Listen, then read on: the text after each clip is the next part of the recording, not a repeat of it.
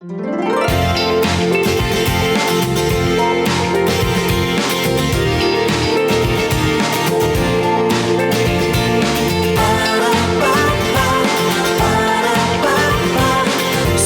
सवेरे पाकिस्तान।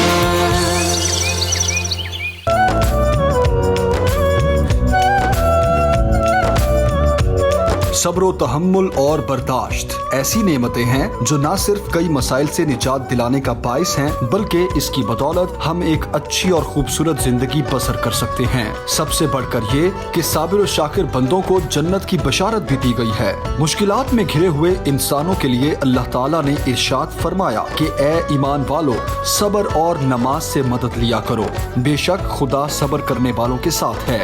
एक और मकाम पर फरमाया गया कि और हम किसी न किसी तरह तुम्हारी आजमाइश जरूर करेंगे, दुश्मन के डर से, भूख प्यास से, मालो जान और फलों की कमी से, और इन सब्र करने वालों को खुशखबरी दे दीजिए। इससे साबित होता है कि मुश्किलात अल्लाह ताला की तरफ से इंसानों के लिए इम्तिहान है। इनका मुकाबला हमेशा सब्र व तहम्मुल से ही करना चाहिए। नबी सल्लल्लाहु अलैहि वसल्लम का फरमान है कि अल्लाह ताला फरमाता है कि जब मैं अपने बंदों को इसकी दो महबूब चीज़ों यानी दो आँखों की वजह से आजमाइश में मुब्तला करता हूँ और वो सब्र करता है, तो मैं इसके एवज इसको जन्नत अता करता हूँ।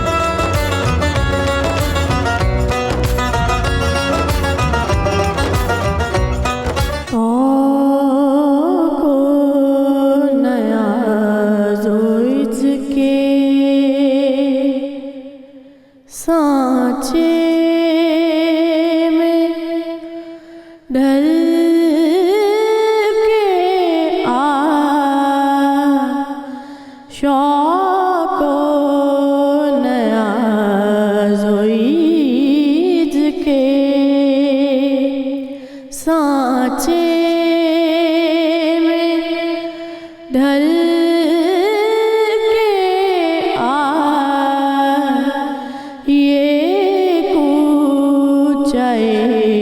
हबीब है पलकों से चल के आ शौक़ो नया ज़ोईद के। उम्मत के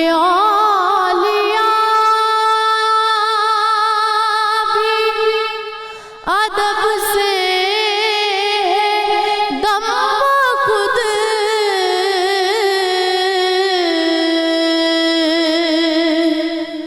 उम्मत के औलिया भी अदब से दम खुद, ये बारगाह सरवरे दी है संभल के आ, ये बारगाह सरवरे दी है संभल के आ शौक़ो नया ज़ोईद के। सोज़ो तपश सुखन में अगर चाहता है तू,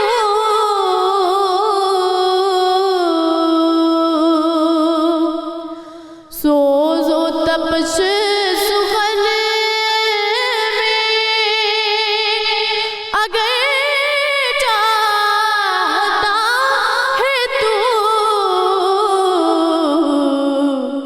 तो इश्क़े नबी की आग में ताइब पिघल के आ, तो इश्क़े नबी की आग में ताइब पिघल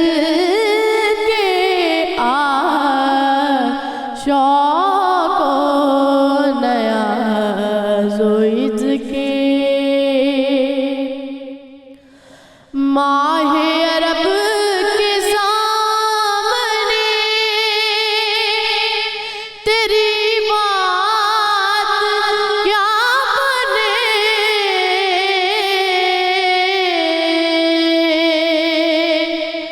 माह अरब के सामने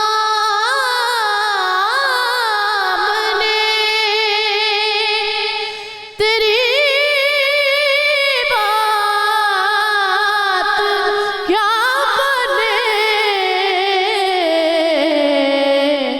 ऐ महताब रूबना हर शब बदल के आ। ऐ महताब रूबना हर शब बदल के आ। शौक़ो नया ज़ोईज के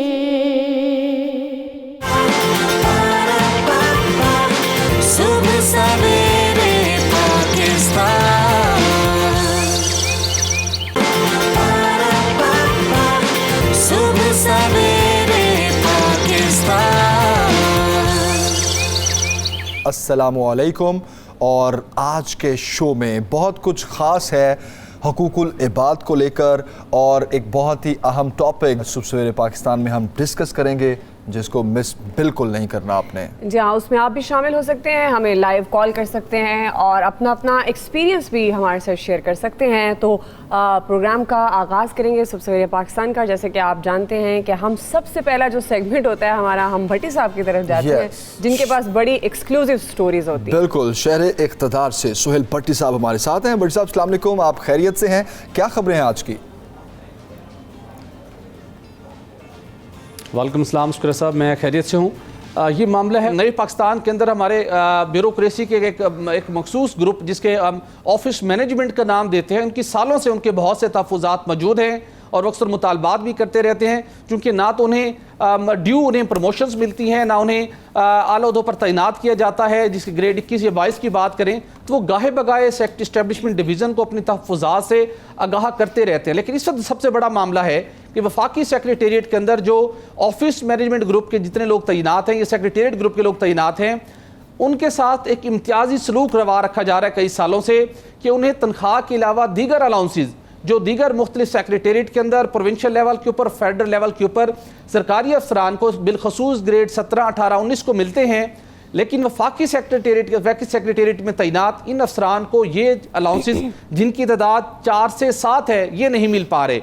इनकी माली मुश्किलात भी हैं। एक ख़त अरसाल किया गया है सेक्रेटरी इस्टेब्लिशमेंट डिवीज़न और सेक्रेटरी ख़जाना को, और उनसे कहा गया है कि आइन के आर्टिकल 3 और 37 का हवाला देते हुए कि आप एक्सप्लॉयटेशन ख़त्म करने के आप पाबंद हैं, आप डिस्पैरिटी ख़त्म करने के पाबंद हैं। लेकिन यहाँ पर मामला एक्सप्लॉयटेशन का भी है और डिस्पैरिटी का भी है, क्योंकि अगर हम बात करें तो इन अफसरान को अपनी तनख्वाह के अलावा जो 40 से 50 हज़ार रुपये मिलती है, उसके अलावा जो दीगर 6-7 अलाउंसेज हैं वो नहीं मिल पा रहे। अल्टीमेटली जब आप माली मुश्किलात हों और उसके साथ दीगर जिस तरह बेनज़ीर इनकम सपोर्ट प्रोग्राम है जिसके अंदर हम सिंध सेक्रेटेरिएट की बात करें, पंजाब सेक्रेटेरिएट की बात करें, KP की बलूचिस्तान सेक्रेटेरिएट के मुलाजमीन की बात करें, वहाँ पर इन अफसरान को 1 लाख से 1.5 लाख रुपए मुख्तलिफ अलाउंसेस की मद में मिल रहे हैं। लेकिन अगर नहीं मिल रहे तो वफाकी सेक्रेटेरिएट के ऑफिस मैनेजमेंट ग्रुप के सेक्रेटेरिएट ग्रुप के इन अफसरान को नहीं मिल पा रहे। मुश्किलात बढ़ती हैं। अल्टीमेटली आप इन लोगों को मजबूर करते हैं कि वो राइट लेफ्ट कोई वो रास्ता इख्तियार करें, वो किसी से बेनिफिट हासिल करें। अल्टीमेटली आप एक बदउनवानी का रास्ता ओपन कर रहे होते हैं। आइन के आर्टिकल के हवाला दिया गया कि आपने इक्वल ट्रीट करना है।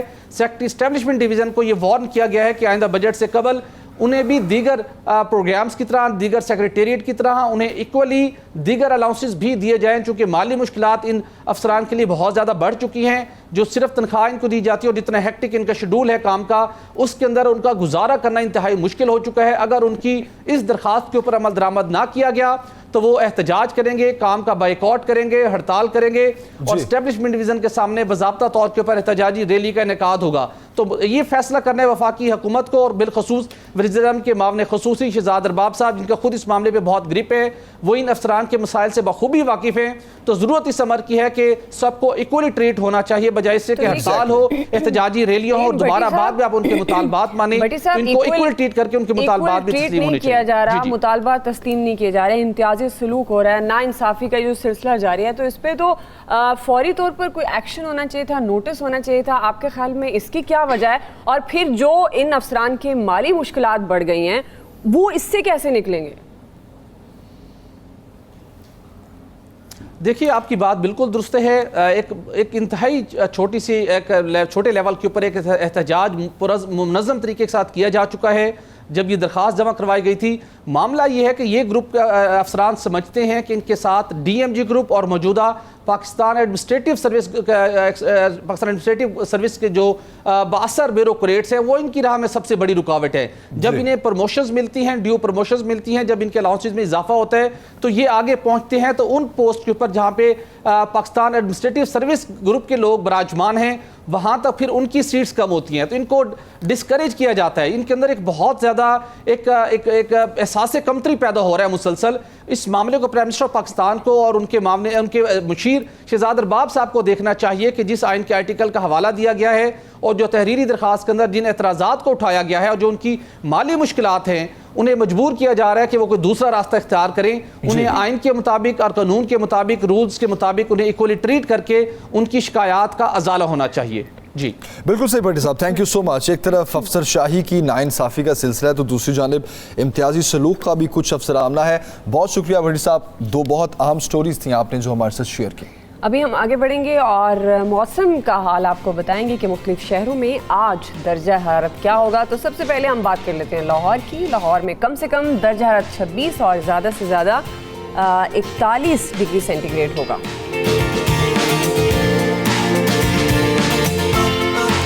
کراچی میں کم سے کم درجہ حرارت 27 اور زیادہ سے زیادہ 31 ڈگری سینٹی گریڈ ہو سکتا ہے۔ اور اسلام آباد میں کم سے کم درجہ حرارت 22 اور زیادہ سے زیادہ 33 ڈگری سینٹی گریڈ ہوگا۔ جبکہ پشاور میں کم سے کم درجہ حرارت 23 اور زیادہ سے زیادہ 37 ڈگری سینٹی گریڈ ہو سکتا ہے۔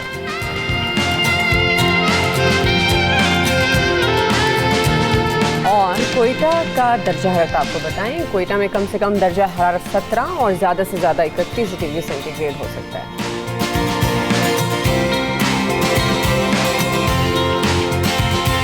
تو یہ آپ کو ہم نے بتایا موسم کا حال۔ تو ایسا لگ رہا ہے کہ موسم رہے گا گرم، اور خاص طور پر کیونکہ رمضان میں روزے دار کے لیے بہت بڑا امتحان ہوتا ہے، اور وہ لوگ جو گھروں میں بیٹھے ہوتے ہیں ان کے لیے تو کوئی اس طرح کا مسئلہ نہیں ہوتا ہے سچ گرمی کا، ڈی ہائیڈریشن کا، لیکن جو لوگ باہر کام کرتے ہیں روزے کی حالت میں، تو ظاہر ہے ہم یہی کہیں گے کہ وہ موسم کی مناسبت سے اپنا خیال ضرور رکھیں، جو بھی احتیاطی تدابیر وہ اختیار کر سکتے ہیں انہیں کرنی چاہیے۔ بالکل۔ اور پروگرام میں آگے بڑھ کر ہم جب حقوق العباد کی بات کریں گے، غصے کے نقصانات کی بات کریں گے، تو ہمیں کالز کیجئے، اور کوئی بھی آپ سوال پوچھنا چاہیں یا پھر کچھ بتانا چاہیں، کچھ ایکسپیرینس اپنا شیئر کرنا چاہیں، تو ہم چاہیں گے کہ اس سیگمنٹس میں آپ بھی بھرپور حصہ لیں اور ہمیں کال کریں۔ ابھی ایک بریک کی جانب بڑھیں گے، اور بریک سے پہلے میمونہ ساجد سے نعت سنتے ہیں۔ کوئی سلیقہ ہے آرزو کا، نہ بندگی میری بندگی ہے،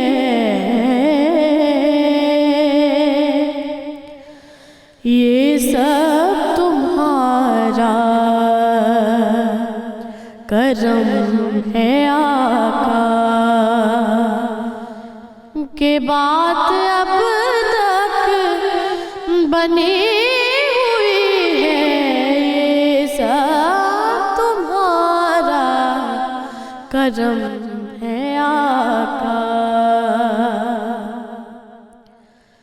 کسی کا احسان کیوں اٹھائے،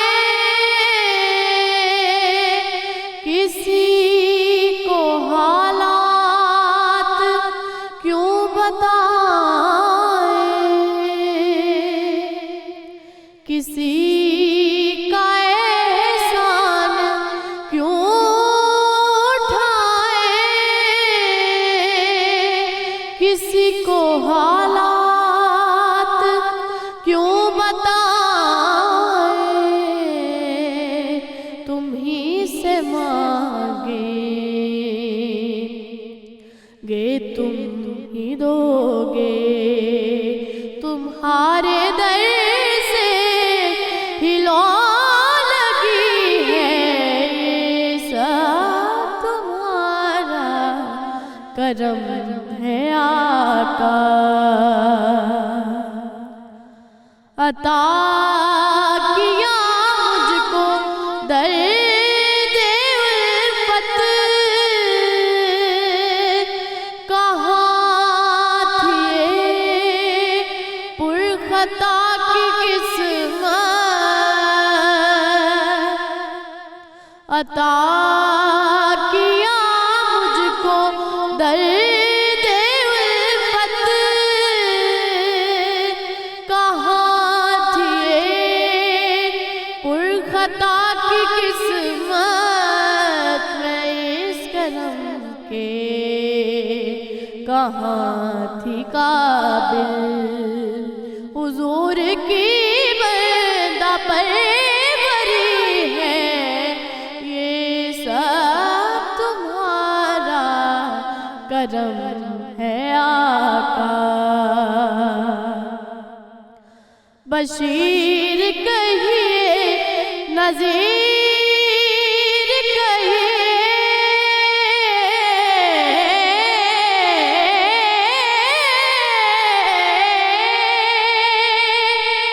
بشیر کہیے نذیر کہیے، انہیں سراج منیر کہیے، جو سر بسر ہے کلام ربی، وہ میرے آقا کی زندگی ہے، یہ سب تمہارا کرم ہے آقا، کہ بات اب تک بنی ہوئی ہے کوئی سلیقہ،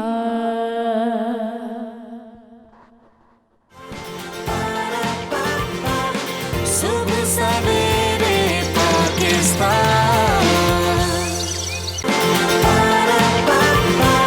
صبح سویرے پاکستان۔ اب ہم بات کرنے جا رہے ہیں حقوق العباد کے حوالے سے۔ حقوق العباد ہیں کیا اور کون کون سی چیزیں ہیں جو حقوق العباد کے زمرے میں آتے ہیں؟ کون سے ایسے حقوق ہیں جو بندوں کا حق کہا جا سکتا ہے اور ایک انسان کو دوسرے انسان کا حق پورا کرنا بہت ضروری ہے؟ اس پہ ہم بات کریں گے۔ بالکل، اور کون کون سے حقوق العباد اگر ہم پورے نہیں کرتے تو اس پہ اسلام کیا کہتا ہے، اس کی سزا کیا ہے، کس طریقے سے حقوق العباد پورے کیے جا سکتے ہیں، یہ ساری ڈیٹیل ڈسکشن کریں گے۔ ہمارے ساتھ لاہور اسٹوڈیوز میں موجود ہیں جناب عین الحق بغدادی صاحب۔ السلام علیکم، کیسے ہیں بغدادی صاحب؟ خیریت سے ہیں؟ الحمدللہ، اللہ کا شکر۔ Thank you so much for joining اس۔ سب سے پہلے تو حقوق العباد سے مراد کیا ہے؟ حقوق العباد کیا ہیں؟ ڈیفینیشن کیا ہے اس کی؟ بسم اللہ الرحمن الرحیم۔ رضائے الہی کی خاطر جب آپ بندوں کے ساتھ، اللہ کی مخلوق کے ساتھ جو تعاون کرتے ہیں، یہی حقوق ہیں، یہ حقوق العباد ہیں، رضائے الہی کی خاطر۔ ٹھیک، بنیادی طور پہ یہ جو معاشرہ ہے ہمارا، یہ افراد پر مشتمل ہے، اور ان افراد یہ کسی نہ کسی پرپز کے تحت یہ جڑے ہوئے ہیں۔ جب ہم ایک دوسرے کے ان پرپزز کا پراپر خیال نہیں کریں گے تو اس وقت تک یہ خوبصورت معاشرہ جنم نہیں لے گا۔ گویا کہ ایک فلاحی اسلامی معاشرے کے قیام کے لیے فرد کو ایک دوسرے کے حقوق کا خیال رکھنا، یہ بیسیکلی اسلام کا مطالبہ بھی ہے اور یہ دین کی روح بھی ہے صحیح اور تقاضا بھی ہے. صحیح. اب حقوق میں اللہ رب العزت قرآن عظیم میں ہی فرما دیتے ہیں وَبِالْوَالِدَيْنِ احسانًا، آپ نے والدین کے ساتھ یعنی ان کے حقوق ہیں ان کے ساتھ احسان کرو. وَبِذِي الْقُرْبَى، اور اپنے جو رشتہ دار ہیں ان کے ساتھ. وَالْيَتَامَى، مسکینوں کے ساتھ بھی. وَالْجَارِ الْجُنُبِ، اور پہلے اس سے فرمایا دیا کہ وَالْجَارِ ذِي الْقُرْبَى، اور ایسا پڑوسی جو آپ کا رشتہ دار بھی ہے. وَالْجَارِ الْجُنُبِ، اور ایسا پڑوسی جو آپ کا صرف پڑوسی ہے رشتہ دار نہیں ہے. اور فرما دیا کہ جو آپ کے ساتھ بیٹھے ہوئے لوگ ہوتے ہیں ڈیفرنٹ، جہاں آپ جابز کر رہے ہیں، جہاں اس وقت آپ بیٹھے ہوئے ہیں، کلاس رومز میں ہیں، آفس کے کولیگز ہیں وغیرہ وغیرہ، ٹریولنگ میں آپ کے ساتھ ہیں لوگ، تو یہ بھی آپ کے پڑوسی ہیں، ان کے بھی حقوق ہیں. صحیح. اور راستے چلنے والے. اب یہ جو حقوق و فرائض کی یہ جو جنگ ہے، اللہ رب العزت انسان کی جو وجہ تخلیق ہے نا، انسان کو پیدا کرنے کا جو مقصد بیان فرماتے ہیں، وما خلقت الجن والانس الا لیعبدون، کہ اللہ رب العزت کہتے ہیں میں نے جن اور انسان کو صرف اور صرف اپنی عبادت کے لیے پیدا کیا ہے. اب جو یہ عبادت، لفظ عبادت ہے، یہی بنیادی طور پہ حقوق و فرائض کا امتزاج ہے. اچھا، وہ کیسے؟ ہم نے اصل میں عبادت کو سمجھ لیا ہے حقوق اللہ، جو اللہ کے حقوق ہیں، نماز، روزہ، زکوٰۃ اور حج کر لیا تو اللہ کے ایمان لے آئے تو یہ اللہ کے حقوق پورے ہو گئے. لیکن جو عبادت ہے، جو بندے کی تخلیق کا مقصد بیان کیا گیا ہے، اگر ہم ہر وقت اس کے اندر نہیں رہیں گے تو پھر وہ تو پورا نہ ہوا. اس لیے مفسرین کرام یہاں پر جو عبادت کا معنی بیان فرماتے ہیں، وہ کہتے ہیں کہ جو فقہ کی کتب میں عبادت کا معنی آیا ہے وہ یہاں مراد نہیں ہے، بلکہ اس سے مراد امر الہی کی تعظیم ہے اور لوگوں کے حقوق کا خیال رکھنا ہے. صحیح. اب آپ اگر 24 آورز امر الہی، اللہ کا حکم، اللہ رب العزت نے جب انسان کو تخلیق دیا تو دستور حیات کی صورت میں قرآن پاک اور حدیث شریف کی صورت میں تمام چیزوں کو بیان کر دیا، سب احاطہ کر لیا. اب آپ کے پاس ہر چیز موجود ہے. والدین کے ساتھ کیسے سلوک کرنا ہے قرآن میں موجود ہے، حدیث میں موجود ہے. ٹھیک ہے. اپنی اولاد کے ساتھ اس کے کیا حقوق و فرائض ہیں، میاں بیوی کے کیا حقوق و فرائض ہیں، پڑوسیوں کے کیا حقوق و فرائض ہیں، مسافر کے کیا حقوق و فرائض ہیں، کمزور کے کیا حقوق و فرائض ہیں، ظالم اور مظلوم کے کیا حقوق و فرائض ہیں. جیسے حدیث شریف میں آیا نا، حضور نے فرمایا کہ ظالم کی بھی مدد کرو، مظلوم کی بھی مدد کرو. صحابہ نے پوچھا یا رسول اللہ ظالم کی تو سمجھ نہیں آتی، مظلوم کی تو سمجھ میں آتی ہے، ظالم کی کیسے مدد فرمائیں؟ آپ نے فرمایا ظالم کو ظلم سے روک کر اس کی مدد کرو. گویا کہ یہ بھی ہمارے حقوق میں شامل ہے کہ ہم ظالم کو ظلم سے بھی روکیں. تو یہ جو کامن ایک مکمل جو لائف گزارنے کا پیکج ہے آپ کا، یہ حقوق و فرائض کا پیکج ہے. اللہ اور بندے، حقوق اللہ اور حقوق العباد. اچھا، اب ایک سٹیپ اگر ہم آگے بڑھتے ہیں، آپ نے کہا ایک بندے کا دوسرے بندے کے ساتھ جو تعاون ہے، اگر ہم آسان لفظوں میں کہتے ہیں یہ حق ہے، اب وہ کس طرح سے یہ تعاون ادا کر سکتا ہے، یہ حق ادا کر سکتا ہے؟ مثال کے طور پر کہ مدد کر کے اچھے اخلاق کے ساتھ، یا اس کو کوئی اس کی ضرورت ہے، اور کیا کیا ایسی چیزیں ہو سکتی ہیں؟ دیکھیں، جو ہماری شریعت ہے اس کا اپروکسیمیٹلی 10 to 15% کہہ لیں یہ حقوق اللہ میں آتا ہے، باقی 85-90% جو ہے وہ حقوق العباد ہیں. حقوق العباد کی ادائیگی کا اصول جو ہمیں اللہ رب العزت نے دیا نا، کہ یہاں پر حقوق اللہ اور حقوق العباد ایک جگہ پر آ کر دونوں جڑ جاتے ہیں. جیسے میں نے وہاں کہا کہ مفسرین کرام نے یہ فرمایا تھا کہ امر الہی کی تعظیم میں اگر کوئی کام آپ کرتے ہیں تو یہاں پر جب حقوق کی ادائیگی، بندوں کے حقوق کی ادائیگی آپ امر الہی کو سمجھ کے کر رہے ہوں گے تو دو فائدے ہوں گے. ایک یہ معاشرہ خوبصورت بن رہا ہوگا، اور دوسری طرف آپ اللہ رب العزت کے حکم کی پابندی کر کے اس کی رضا حاصل کر رہے ہوں گے. بالکل صحیح. تو ایک تو یہ نا کہ ہم صرف یعنی بیچ میں سے دین اور مذہب کو نکال دیں اور صرف جو ہماری ضروریات کے تحت ہم لوگوں کی ہیلپ کریں، ایک وہ ہے. لیکن ایک یہ ہے کہ ہم اس کو رب کا حکم سمجھ کے کریں. صحیح. اب اللہ رب العزت نے ہمیں پورا یہ پیکج اس صورت میں دے دیا ہے کہ والدین کے حقوق ہیں. فرمایا کہ اف تک کا یعنی منیمم سٹیٹس قائم کر دیا کہ بڑی بات کہنا تو بہت دور کی بات ہے، وہ آپ کو لے جائے گی، لیکن چھوٹی سی چھوٹی بات یعنی لفظ اف تک بھی اپنے والدین کو آپ نے نہیں کہنا. پڑوسی کے حقوق بیان کیے. فرمایا کہ آپ کا پڑوسی اس وقت تک آپ مومن نہیں ہو سکتے، قسم اٹھا کے آپ نے فرمایا کہ آپ مومن نہیں ہو سکتے جب تک آپ کا پڑوسی آپ کے شر سے محفوظ نہ ہو. شرارتوں کا لفظ ہے، یعنی شرارتیں اور شر، اس سے پڑوسی آپ کا محفوظ نہیں ہوگا. اسی طرح سے آپ علیہ الصلوۃ والسلام فرماتے ہیں کہ آپ میں سے کوئی شخص اس وقت تک مومن نہیں ہو سکتا جب تک کہ آپ پیٹ بھر کر کھانا کھا جائیں اور آپ کا پڑوسی بھوکا سویا ہوا ہو. صحیح. یہ حقوق و فرائض ہیں کہ آپ نے صرف اپنی زندگی کے آپ ذمہ دار نہیں ہیں بلکہ آپ کے پاس آپ کے ماتحت بھی ہیں، گھروں میں کام کرنے والے ملازمین ہیں، اچھا آپ اداروں میں ہیں۔ بغدادی صاحب ایک منٹ، میں اس لیے یہاں روکوں گا آپ کو کیونکہ یہ تو وہ منیمم بریکٹس ہیں جو اللہ کی طرف سے یا دین اسلام میں جن چیزوں کی ہمیں بتایا گیا ہے زندگی گزارنے کا طریقہ قرآن و حدیث کی روشنی میں۔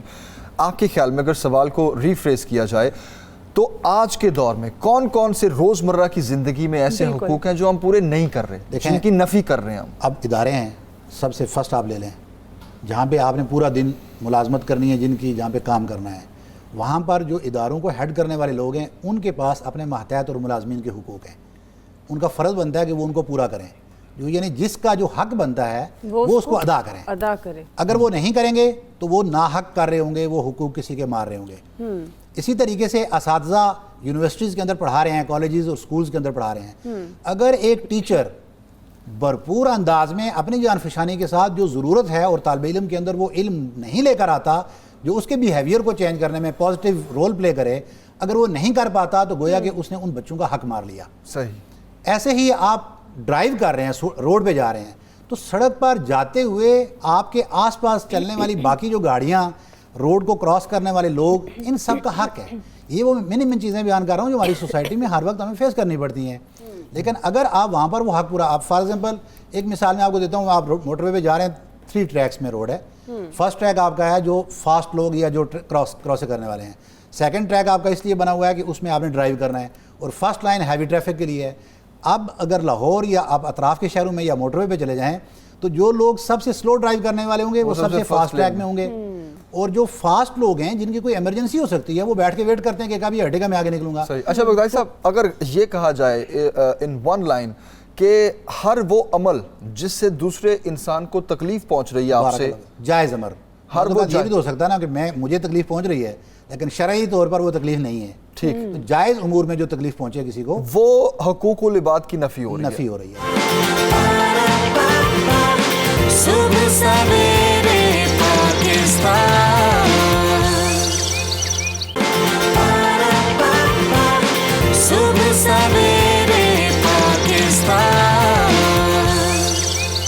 ہمارے معاشرے میں جو عدم برداشت بہت زیادہ بڑھتی جا رہی ہے، دوسروں کا استحصال بڑھتا جا رہا ہے، دوسروں کی فکر احساس کم ہوتا جا رہا ہے، بلکہ تکلیف پہنچانے کا عنصر زیادہ ہوتا جا رہا ہے، تو اسی اب ہم چاہتے ہیں کہ میں جو پہلے سائل کا سوال تھا حقوق اللہ کے حوالے سے، میں یہ گزارش کروں گا جمیل صاحب کے جو حقوق اللہ ہیں، کیونکہ یہ زندگی ہماری تو 2 ہی چیزیں ہیں، یا حقوق اللہ ہیں یا حقوق العباد ہیں۔ جو حقوق اللہ ہے یہ بدرجہ اولا حقوق العباد ہیں، یعنی اللہ رب العزت کو، جمیل صاحب، اللہ رب العزت کو ہمارے کسی حق کی ضرورت نہیں ہے، اس کو ہم سے کیا چاہیے؟ اگر پوری کائنات مل کے عبادتیں کرے تو رب کی شان میں اضافہ تو نہیں کر سکتی، اور یہ پوری کائنات مل کے اگر گناہ کر لے تو نعوذ باللہ کو رب کی شان میں کمی تو نہیں ہوگی۔ تو پھر جو رب کے حقوق ہیں وہ ہیں کیا ہیں؟ تو رب کے حقوق بدرجہ اولا وہ بندوں کے حقوق ہیں۔ صحیح۔ فرق کیا ہے کہ اللہ رب العزت نے ان کو حقوق العباد کیا دیا اور ان حقوق کو حقوق اللہ کیا دیا؟ بیسیکلی فرق یہ ہے کہ جو حقوق اللہ ہیں ان کے اندر پورے معاشرے کی فلاح شامل ہے۔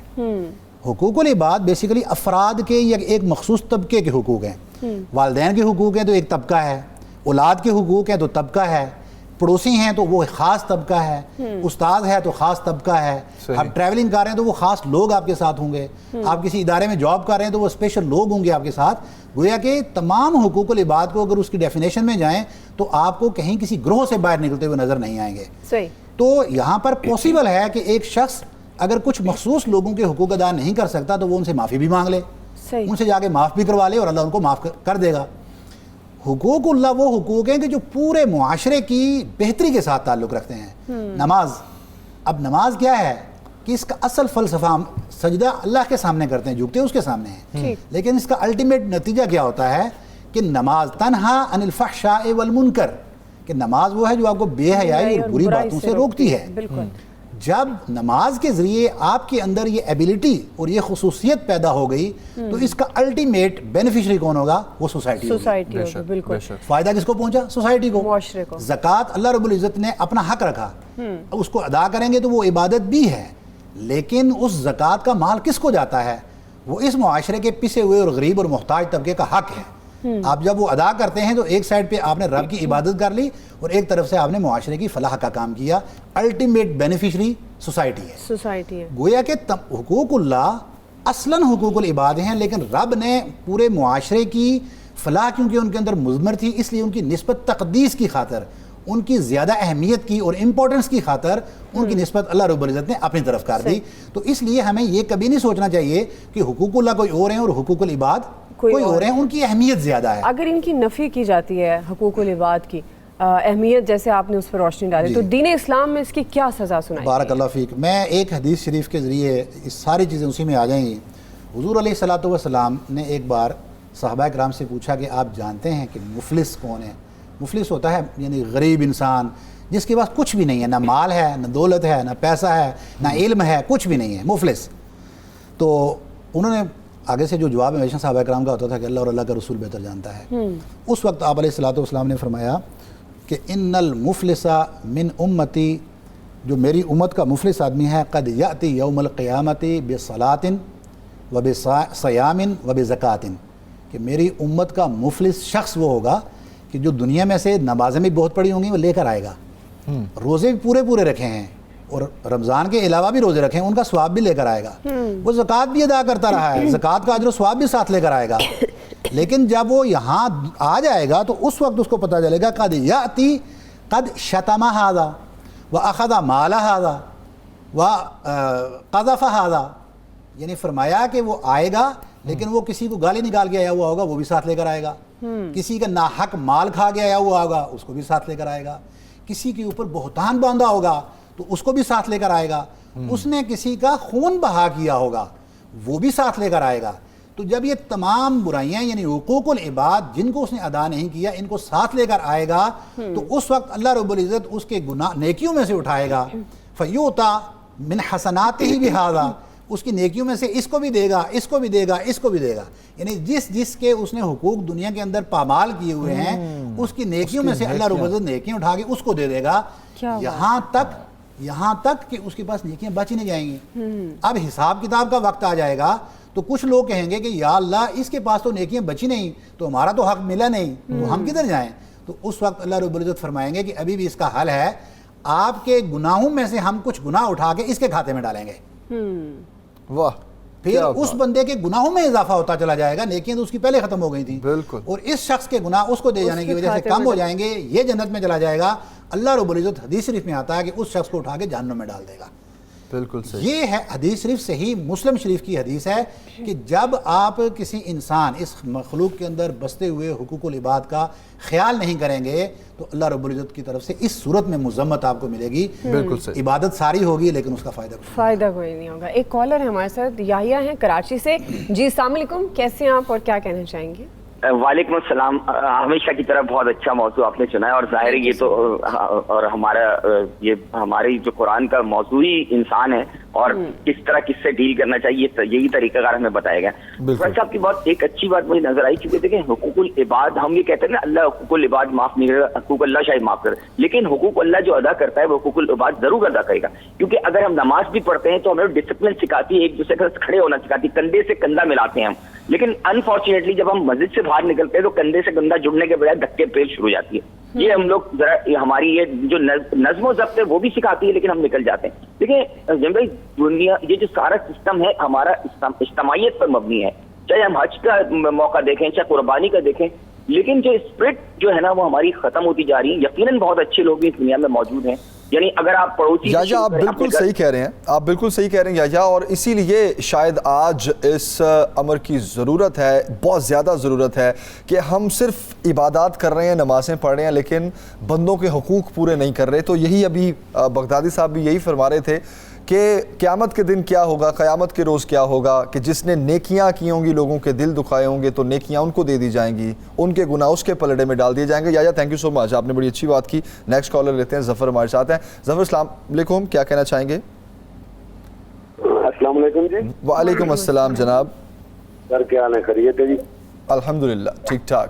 کیا کہنا چاہیں؟ آپ لوگوں کو سلامت رکھے، بہت اچھا پروگرام اور بہت اچھے موضوع آپ لوگوں نے آج چلایا ہے سر. تھینک یو، بہت شکریہ. تو پوچھنا یہ چاہتے ہیں سر کہ ایک تو آپ ہمیں جو بھائی کے حقوق ہیں ایک بھائی کے لیے، اس کے متعلق تھوڑا سا بریف کر دیں سر.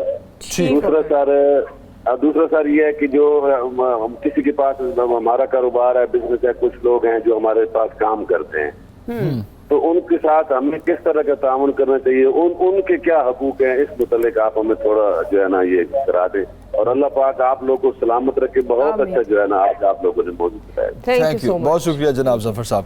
جی بغدادی صاحب.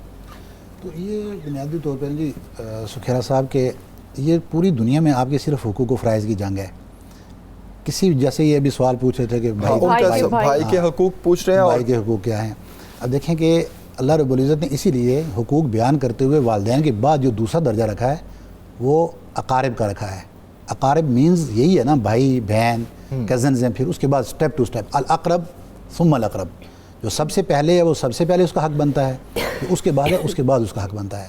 اسی لیے اس یعنی سیکوینس کو قائم رکھتے ہوئے اللہ رب العزت نے جب اس آیت کے اندر حقوق بیان فرمائے تو تب بھی یہی فرمایا وبالوالدین احسان. سب سے پہلا درجہ والدین کا ہے کہ آپ نے ان کے ساتھ احسان کرنا ہے.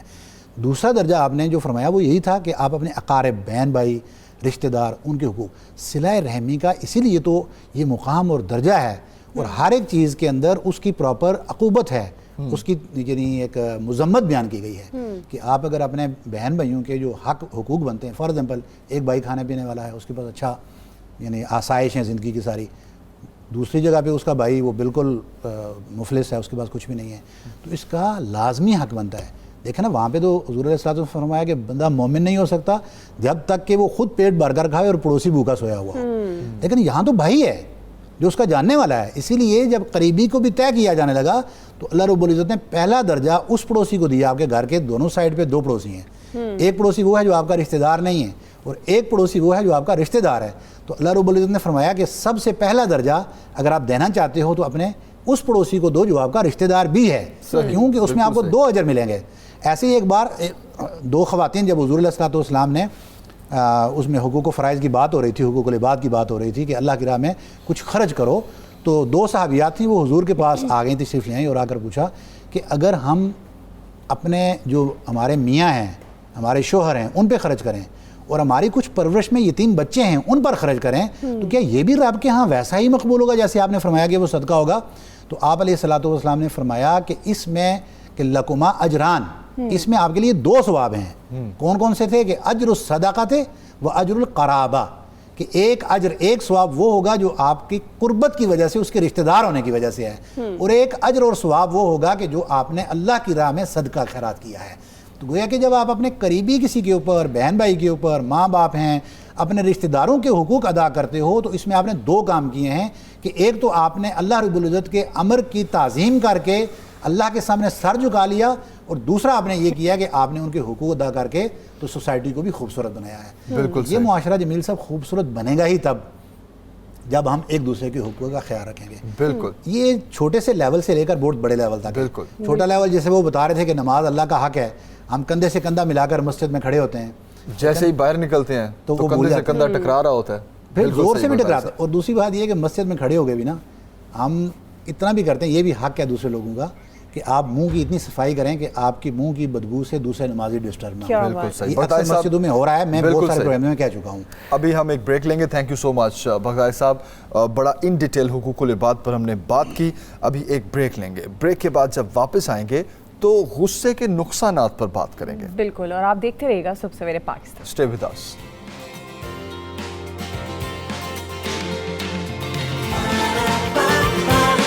صبح سویرے پاکستان, صبح سویرے پاکستان.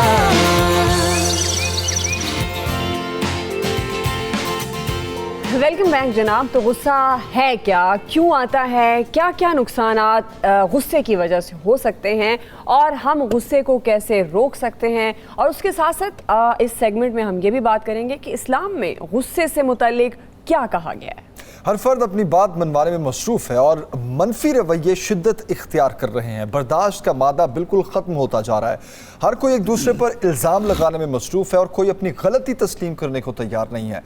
چھوٹی چھوٹی بات پر غصہ کر لینا اور چھوٹی چھوٹی بات ایک دوسرے کی ناگوار ایسے گزرتی ہے کہ معمولی سی بات پر تکرار ہو جاتی ہے اور پھر غصے کی حد جو ہے وہ اس قدر بڑھ جاتی ہے کہ نفرتیں دلوں میں جگہ بنانا شروع کر دیتی ہیں۔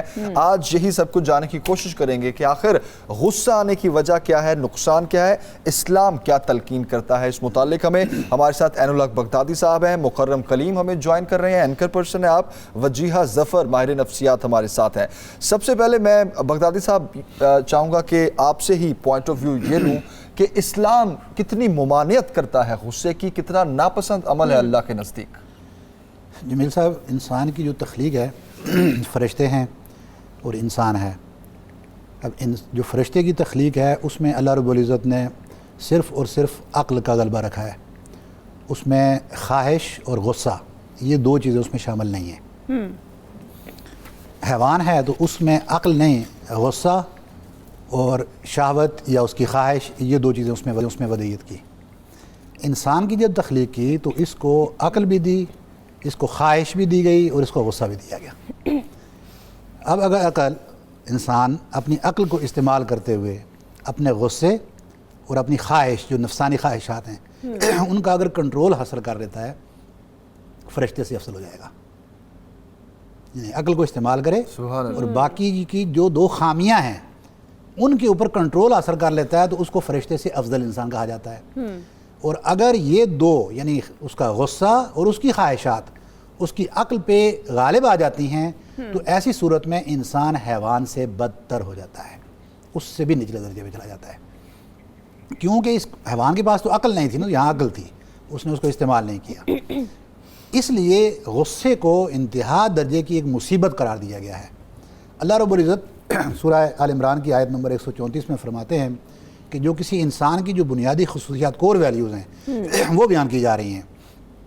الذین ینفقون فی السراء والضراء، کہ ان بندوں کی خصوصیات بیان ہو رہی ہیں کہ یہ وہ اللہ کے لوگ ہیں کہ جن کے اوپر تنگی آ جائے یا خوشحالی آ جائے، ہر دو صورت میں وہ رب کی راہ میں خرچ کرتے ہیں، وہ مال ہو، وہ علم ہو، وہ طاقت ہو، وہ زبان سے اچھے کلمات ہوں، وہ خندہ پیشانی سے کسی کو مل لینا ہی کیوں نہ ہو، لیکن وہ اللہ کی راہ میں یہ صدقہ ضرور کرتے ہیں۔ دوسرا فرمایا کہ والکاظمین الغیظ، کہ پھر وہ لوگ ہیں اللہ کے بندے کہ جن کو جب غصہ آ جائے تو وہ اس کو پی جاتے ہیں۔ والعافین عن الناس، اور تیسری کور ویلیو یہ بیان کی کہ پھر وہ لوگ ہیں کہ جب ان کو غصہ بھی آ جائے، کسی کے ساتھ کوئی غلطی بھی ہو جائے، کوئی ان کے ساتھ زیادتی کر جائے تو وہ اس کے اوپر غصہ نہیں کرتے بلکہ ان کو معاف کر دیتے ہیں۔ ان کے بارے میں فرمایا کہ اللہ رب العزت ان لوگوں کو، اللہ یحب المحسنین، اللہ ایسے لوگوں کو پسند فرماتا ہے۔ بالکل صحیح۔ مکرم سے انویسٹیگیٹ کرتے ہوں گے، اس کے پیچھے وجہ کیا آپ کو سمجھ آتی ہے؟ عدم برداشت کی ریزن کیا ہوتی ہے؟ کیا تعلیم کی کمی ہے یا ہم اب ایک دوسرے کو برداشت نہیں کرتے؟ بیسیکلی وہ غصہ جنم لینے کا جو بیہائنڈ دا ریزن ہے وہ کیا ہوتی ہے؟ دیکھیں، جو ریزن ہوتا ہے وہ تو ظاہری بات ہے ہمارے نفسیات بھی موجود ہیں، وہ بہتر بتا سکیں گے، لیکن ہمیں اب شروع سے جو ہمارے بچے ہیں یا جو بھی ہمارے ارد گرد افراد ہیں، ہماری فیملی کے ممبر ہیں، اگر وہ ایکسٹرا ہائپر ہوتے ہیں یا ان میں یہ ٹینڈنسی ہوتی ہے کہ آپ کو اینگر مینجمنٹ کا ایشو ان کا ہوتا ہے، تو اس کو سیریسلی لینا چاہیے، آپ کو کنسلٹ کرنا چاہیے کسی ماہر نفسیات سے، اس کو ویسے ہی نہیں دینا چاہیے، کیونکہ ہم کہتے ہیں نا جیسے خاندان میں کہ غصے کا تیز ہے، اس سے نہ کہو، ابھی سے کچھ ابھی مت بلاؤ کھانے کے لیے، تھوڑی دیر میں آ جائے گا، ابھی غصے کا تیز ہے، یہ ہم عام طور پہ بات سنتے رہتے ہیں، اپنے فیملیز میں سنتے رہتے ہیں، لیکن یہ بہت امپورٹنٹ بات ہے، کیونکہ جب وہ ایک ینگ ایج میں تو اتنا کچھ نہیں ہوتا، یا جو اسٹوڈنٹس ہوتے ہیں جو کالج وغیرہ میں بہت لڑ رہے ہوتے ہیں ان کا بھی اینگر مینجمنٹ کا ہی ایشو ہوتا ہے، لیکن جب ایک شادی کے رشتے میں بن جاتے ہیں، جب 24 گھنٹے کی انسان کی شکل دیکھنی ہوتی ہے، تو اس وقت وہ جو برداشت ہوتی ہے یا جسے کہتے ہیں کہ ایک دوسرے کو کے ساتھ کمپیٹیبلٹی ہوتی ہے۔ جس طرح ایک کیس کا ذکر بھی کر رہے ہیں، آپ نے تو ایسے سینکڑوں کیسز دیکھے ہوں گے، آپ ظاہر ہے آپ کا کام ہے، ان کیسز کی بیہائنڈ کیا ریزن آپ کو نظر آتے ہیں؟ جیسے آپ نے کہا کہ بہت سارے کیسز اور قتل کی وارداتیں جو ہیں وہ غصے کی وجہ سے ہوتے ہیں، تو کیا اس گھرانے میں جہاں یہ واقعہ پیش آتا ہے وہاں تعلیم کا فقدان ہوتا ہے؟ بیسیکلی ریزن کیا ہوتی ہے وہاں پر جو آپ نے کیسز دیکھے؟ مطلب زیادہ ریشو جو ہے وہ آپ کو غصے سے نقصانات کے کہاں کن علاقوں میں نظر آتے ہیں، کن طبقات میں نظر آتے ہیں؟ دیکھیں یہ آل اوور دا پاکستان ہے، اس میں میں یہ تو نہیں کہوں گا، اوبویسلی تعلیم کی کمی ہے، اس میں ان کی تربیت ایسے نہیں ہوتی، غصہ آئے تو کیا کرنا ہے، مذہب سے ڈیفینیٹلی دوری بھی اس کا سبب بنتی ہے، لیکن لاسٹ جو میں بھی جس کیس کی بات کر رہا ہوں، شدید صاحب جو تھی وہ تو 5 وقت کے نمازی بھی تھے, وہ اپنے بچوں کو اور اپنی بیوی کو قتل کرنے کے بعد مسجد بھی گئے, نماز بھی پڑھی, اس کے بعد اپنی دکان پہ چلے گئے. میں نے ان سے یہ بھی پوچھا, میں نے کہا جب آپ اپنے بچوں کو اور بیوی کو قتل کرنے کے بعد مسجد میں نماز پڑھ رہے تھے تو آپ کیا سوچ رہے تھے؟ ظاہری بات ہے, اللہ تعالیٰ کی بارگاہ میں کھڑے ہوتے ہیں, آپ کے ذہن بڑا کلیئر ہوتا ہے, آپ سوچ رہے ہوتے ہیں کہ اللہ تعالیٰ کے سامنے اوبویسلی آپ کھڑے ہوئے ہیں. تو اس سے میں نے کہا تمہارے ذہن میں تھاٹ کیا تھی؟ اس نے کہا میں صرف یہ سوچ رہا تھا میں نے اپنے کو بچانا کیسے. تو اس طرح کے تو لوگ یہاں پر موجود ہیں. اور جو آپ نے کہا کہ غصے کی وجہ سے, ڈیفینیٹلی غصے کی وجہ سے ہی موسٹلی قتل ہوتے ہیں, کیونکہ آپ جب بھی دیکھیں غیرت کے نام پہ قتل ہوتا ہے, اگر وہ بھی غصے کی وجہ سے ہی ہو رہا ہوتا ہے, کیونکہ اگر 5 منٹ وہ فیملی غصہ ہوتا ہے, فیملی بیٹھ کے سوچے تھوڑی دیر تو وہ معاملہ طے بھی ہو سکتا ہے, ان کی شادی کروائی جا سکتی ہے یا اور کوئی طریقہ نکالا جا سکتا ہے, لیکن وہ غصہ آتا ہے اس کے اوپر, پھر اس کے بعد قتل کر دیا جاتا ہے. تو جو ہمارے آنر کلنگ کے جتنے واقعات ہیں اس کے پیچھے بھی غصہ ہی کار فرما ہے. بالکل صحیح. صبح سویرے پاکستان, صبح سویرے پاکستان. جی ہاں, میں یہ چاہوں گا کہ نفسیات کیا ہوتی ہیں, عدم برداشت کا غصے سے اور پھر غصے میں ایکسٹریمزم کی طرف چلے جانا, نفسیات کیا کہتی ہے اس بارے میں, غصہ ہے کیا؟ ٹھیک ہے, السلام علیکم. پہلی چیز جو بہت امپورٹنٹ ہے غصے کے حوالے سے, غصے کی 2 طرح کیا ہوتا ہے, ایک پیسو ہوتا ہے, ایک ایکٹیو ہوتا ہے. ایک وہ پرسن ہوتا ہے جو اندر ہی دبا رہا ہوتا ہے, وہ ڈفرینٹ انڈائریکٹ ویز میں اس کو نکال رہا ہوتا ہے, اور ایک وہ پرسن ہوتا ہے جس کی ہم نے اگزامپل دی. یہ ایکسٹریمسٹ سچویشن میں ہم یہ کہہ سکتے ہیں کہ ایک پرسن چھوٹی سی سچویشن میں ایک بہت بڑا ایک بیہیویئر جو ایگریویٹ ہو جاتا ہے, جو ٹریگر ہو جاتا ہے. اب اس کے پیچھے ریزنس پوچھی جا رہی تھیں, تو اس کے کازز ڈفرینٹ ہو جاتے ہیں. ڈپینڈ کرتا ہے پرسنالٹی کے اوپر بھی. جیسے بات کی گئی کہ پرسنالٹی کچھ لوگوں کی ایسی ہوتی ہے کہ انہیں غصہ آتا ہے لیکن ان کو چینلائز کرنا سکھایا نہیں جاتا. سنس چائلڈہڈ وہ اس چیز کو سنپ کیا جاتا ہے کہ غصہ جب بھی وہ کرتا ہے اس کو یا تو اس چیز پہ ڈانٹ پڑ جاتی ہے یا تو سنپ کر دیا جاتا ہے پیرنٹس کی طرف سے, اسکول کی طرف سے. اس کو چینلائز کرنا یا ڈیل کرنا, مینیج کرنا اپنے, غصہ بیسیکلی ایک ایموشن ہے, آپ اس کو جتنا سنپ کریں گے اٹس لائک اے اسموک, تو وہ کہیں نہ کہیں سے نکلے گا. تو جیسے جیسے انسان بڑا ہوتا ہے, کہا جاتا ہے کہ کم ظرف انسان جو ہے اس کا غصہ اس کو تباہ کر دیتا ہے, جو ظرف والا انسان ہوتا ہے اس کا غصہ اس کو بنا دیتا ہے. تو غصہ وہ ایموشن ہے جس کو ہم بالکل اگنور نہیں کر سکتے. یہ ڈسٹرکٹیو بھی ہوتا ہے, کنسٹرکٹیو بھی ہوتا ہے. اس کی ڈیلنگ کے اوپر ڈیپینڈ کرتا ہے کہ اس کو کتنا اچھا ڈیل کرنا سکھایا جاتا ہے. بالکل. تو لیکن وجیہہ اگر ہم سوسائٹی کی بات کرتے ہیں, جس طرح سے مکرم صاحب بھی کچھ ایگزامپلز ہمارے سامنے دے رہے ہیں, یہ غصہ اوور آل سوسائٹی کے لیے کتنا خطرناک ہے؟ بالکل ایگزیکٹلی یہ بہت زیادہ خطرناک ہے, اس بات پہ تو کوئی ڈاؤٹ ہی نہیں ہے. اور اس میں سب سے زیادہ جو چیز اس میں کاز کرتی ہے وہ ہسٹری بہت کاز کرتی ہے. اس طرح کے کیسز میں جب ہسٹری لی جاتی ہے تو اس میں یہ دیکھا جاتا ہے کہ ایسے لوگ ابیوز ہوئے ہوتے ہیں, ان کے غصے کو سنپ کیا گیا ہوتا ہے, یا ایون کہ ایسے لوگ, ان کو ایک تو ہوتا ہے ابیوز, ہمارے ہاں تو بڑا کامن ہے, ٹیچر ابیوز کر دیتے ہیں, پیرنٹس ابیوز کر دیتے ہیں, یا سوسائٹی میں بہت سارے لوگ. لیکن ایسے لوگ جن کا غصہ بہت ایکسٹریم میں ہوتا ہے, ایک تو ان کی پرسنالٹی بھی ہوتی ہے, اور دوسرا یہ کہ ان کے ساتھ کوئی نہ کوئی ایسا ابیوز ضرور ہوا ہوتا ہے جس کی وجہ سے وہ بنتے ہیں جو جس طرح کے کیسز ہمارے سامنے آ رہے ہیں. تو یہ چیز دیکھنا کہ ایک پرسن ہوتا ہے, اس کی اسٹیٹ بھی ہوتی ہے جس میں اس کو غصہ زیادہ آتا ہے. کچھ لوگ ہوتے ہیں کہ بہت بڑی بات بھی ہو جاتی ہے تو ان کو اس بات پہ غصہ نہیں آ رہا ہوتا. اسٹیٹ ہوتی ہے کچھ لوگوں کی, کچھ لوگوں کو چھوٹی سی بات پہ بہت غصہ آ جاتا ہے, بیسیکلی وہ ان کی اسٹیٹ ٹریگر ہو جاتی ہے. تو یہ جو کیس انہوں نے بتایا اس میں یہ کرنا چاہیے, اس کی ڈیلنگ کی اگر ہم بات کریں کہ اگر ایک پرسن غصہ کر رہا ہے تو دوسرا تھوڑا سا اپنے آپ کو برداشت میں رکھے اور اس کو کنٹرول کرے. تو دوسرا جتنا غصے کو غصے سے ڈیل نہیں کیا جا سکتا, ایک ایموشن آلریڈی اتنا ٹریگر ہوا ہے, سامنے والا اس کو اسی لیول پہ آ کے ڈیل کرے گا تو ڈیفینیٹلی ایسے ہی ریزلٹ نکلیں گے. ضروری نہیں ہے کہ وہ, اس میں یہ بھی نہیں کہہ سکتے کہ ہر کیس میں ابیوز ہوا ہو یا ہر کیس میں پرسنالٹیز اس طرح سے ہو. اٹ ڈیپینڈس کہ سامنے والا بھی کس طرح کا ریئیکشن دے رہا ہے, تو یہ بھی ٹریگر اس ٹائم بہت زیادہ کر سکتا ہے. تو تھوڑا سا اس چیز کو ڈیلنگ پہ دوسرے سامنے والے پرسن کو بھی ہو سکتا ہے کہ سامنے والا جو ہے برداشت والا ہو لیکن وہ سچویشن میں وہ بھی غصے میں آ جائے. بالکل صحیح. اسلام کتنی ممانعت کرتا ہے بغدادی صاحب, اللہ کے نزدیک غصہ حرام ہے. یہ تو ایک کنفرم چیز ہے نا کہ غصہ حرام ہے. اب پھر بھی اس حرام چیز کا بار بار غلبہ طاری ہونا آپ کی پرسنالٹی پہ کمی کہاں ہے؟ دوسرا یہ ایک کیفیت ہے جو آتی ہے، ایموشنز جیسے کہ وہ بتا بھی رہے ہیں، آنا ضرور ہے لیکن آپ اس پہ قابو کیسے پا سکتے ہیں؟ اچھا، اس کی مذمت بیان کرتے ہوئے نا اللہ رب العزت نے حضور علیہ الصلوۃ والسلام کو مخاطب کیا لیکن سکھایا ہمیں. تو اللہ رب العزت نے وہاں بھی فرمایا کہ اگر آپ سخت دل ہوتے، فظاً غلیظ القلب، اگر آپ سخت دل ہوتے اور غصے والے ہوتے تو یہ جو لوگ ہیں یہ آپ کے گرد جمع نہ ہوتے. یعنی صحیح بنیادی فلسفہ یہ دے دیا کہ جب آپ غصے کو کنٹرول کریں گے اور آپ کے اندر ایک مودت، محبت، معاف کرنے کا رویہ آئے گا تو آپ کے گرد جو لوگوں کا، دوستوں کا اجتماع ہوگا، جمع ہونا ہوگا، وہ کثرت سے ہوگا. تو اس لیے وہاں پر بھی مذمت فرما دی. حضور علیہ الصلوۃ والسلام کے پاس حضرت ابو ہریرہ رضی اللہ عنہ بیان کرتے ہیں کہ ایک شخص آیا، یہ اہمیت بتاتا ہے کہ غصے کو کنٹرول کرنے کا کیا فائدہ ہے. آیا اور اس نے پوچھا کہ یا رسول اللہ مجھے کوئی نصیحت کیجئے میری زندگی میں جو مجھے فائدہ دے. تو آپ علیہ الصلوۃ والسلام نے فرمایا کہ غصہ مت کرو. اس شخص نے پھر پوچھا یا رسول اللہ مجھے کوئی اور نصیحت فرمائیے. آپ نے جواب دیا کہ غصہ مت کرو. اور اس نے تیسری بار بھی پوچھا تو آپ علیہ الصلوۃ والسلام نے اس کو یہی جواب دیا کہ غصے کو کنٹرول کرو، غصہ مت کرو. گویا کہ غصہ جو ہے نا وہ تمام برائیوں کی جڑ ہے. حضرت حمید بن عبد الرحمن یہ بیان کرتے ہیں کہ ہم حضور علیہ الصلوۃ والسلام کی محفل میں موجود تھے. ایک صحابی آئے، انہوں نے آگے پھر حضور علیہ الصلوۃ والسلام سے وہی پہلے والا سوال کی طرح سوال پوچھا کہ مجھے کوئی نصیحت فرمائیے.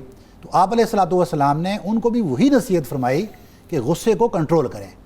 یہ حمید بن عبد الرحمن فرماتے ہیں کہ میں سن رہا تھا یہ جواب، تو اس کے بعد میں نے اس جواب کے اوپر غور و فکر کرنا شروع کیا کہ غصے کی اتنی کیا اہمیت ہے اس کو کنٹرول کرنے کی کہ انسان کا کردار بدل جاتا ہے. حضور بار بار اسی کی نصیحت فرما رہے ہیں. تو کہتے ہیں کہ میں نے غور و فکر کے بعد اس نتیجے پر پہنچا کہ ہر برائی کی جڑ غصہ ہے. اب اس سے بچنا اور اس سے جان چھڑانے کا طریقہ کیا ہے؟ حضور علیہ الصلوۃ والسلام نے فرمایا کہ ان الغضب من الشیطان، یہ جو غصہ ہے یہ شیطان کی طرف سے ہے. والشیطان خلق من النار، شیطان کو آگ سے پیدا کیا گیا ہے. والنار تطفأ من الماء، آگ کو پانی کے ساتھ بجھایا جا سکتا ہے. فإذا غضب أحدكم فليتوضأ، اگر آپ میں سے کسی کو غصہ آ جائے تو وہ اس وقت جا کے وضو کرے. گویا کہ اس پانی کے ساتھ، اس کا وضو کے ساتھ غصہ اس کا ٹھنڈا ہو جائے گا. حیت بیسیکلی اس کے اندر فلسفہ لے لیں تو اس کو اپنی جو کنڈیشن ہے، جو حیت ہے، اس کو چینج کرنا ہوگا. حضور علیہ الصلوۃ والسلام نے ایک دوسری روایت کے اندر فرمایا کہ اگر کوئی کھڑا ہے اور اس کو غصہ آ گیا ہے تو وہ بیٹھ جائے فوراً، اور اگر وہ بیٹھ گیا اور پھر بھی اس کا غصہ ٹھنڈا نہیں ہوا تو وہ لیٹ جائے. یعنی کہ اپنی حیت کو، اپنی کیفیت کو تبدیل کرنا ہے. جیسے انہوں نے فرمایا کہ یہ کیفیت ہے، جس حالت میں آپ ہوں گے اگر اس کو مزید آپ جذبات کی طرف لے کر جائیں گے وہ چیز آپ کو اور آگے لے کر جائے گی.